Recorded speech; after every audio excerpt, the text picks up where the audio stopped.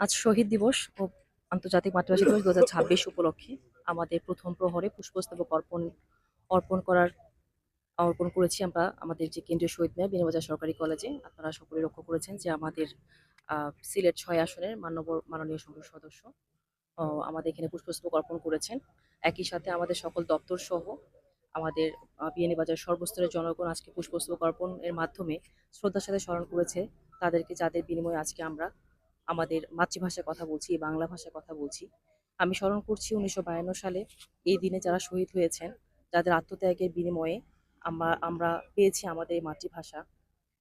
আপনারা জেনে থাকবেন যে আমাদের পৃথিবীতে একটি মাত্র জাতি যে শুধুমাত্র তার ভাষার জন্য জীবন দিয়েছে। আমরা সেই জাতি হিসাবে আমরা গর্বিত, আমরা বাঙালি জাতি হিসাবে গর্বিত। আমরা গর্বিত যে আমরা পৃথিবীর বুকে মাথা উঁচু করে স্থান দিয়েছি, যে আমরা মাতৃভাষার জন্য, আমাদের অধিকার রক্ষার জন্য আমরা জীবনটা দিতে পারি। এই দৃষ্টান্ত পৃথিবীতে বিরল। একই সাথে ১৯৯৯ সালের আপনার ১৭ নভেম্বর এই দিনটিকে আন্তর্জাতিক মাতৃভাষা দিবস হিসেবে ঘোষণা করা হয়েছে, যার কারণে পৃথিবীর সকল দেশে এই দিনটি উদযাপিত হচ্ছে। আমরা বাংলাদেশের জনগণ হিসেবে, বাংলাদেশের নাগরিক হিসাবে, বাঙালি জাতি হিসাবে গর্বিত।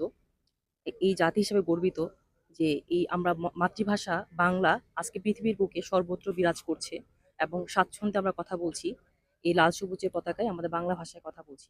আমি সকলের কাছে অনুরোধ করব এই দিনটি যাতে যথাযথ মর্যাদায় তাৎপর্য সহকারে আমরা পালন করতে পারি এবং মন থেকে আমরা যাতে দিনটিকে ধারণ করি, লালন করি, সেই লক্ষ্যে যাতে আমাদের সকল কার্যক্রম পরিচালিত হয়। আমি এই অভিব্যক্তি ব্যক্ত করে আমার বক্তব্য শেষ করছি। ধন্যবাদ। আলহামদুলিল্লাহ, আমরা আল্লাহর কাছে শুকরিয়া আদায় করলাম। স্বাধীন বাংলাদেশও আজকে ২১-এর ভাষা শহীদদের প্রতি আমরা শ্রদ্ধা জানাইতে পারছি।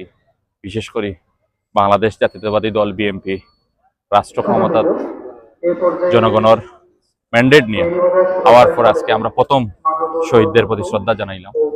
আমরা শহীদদের এই স্মৃতিচারণের সাথে সাথে আমরা বদ্ধ পরিকর যে আমরা বাংলার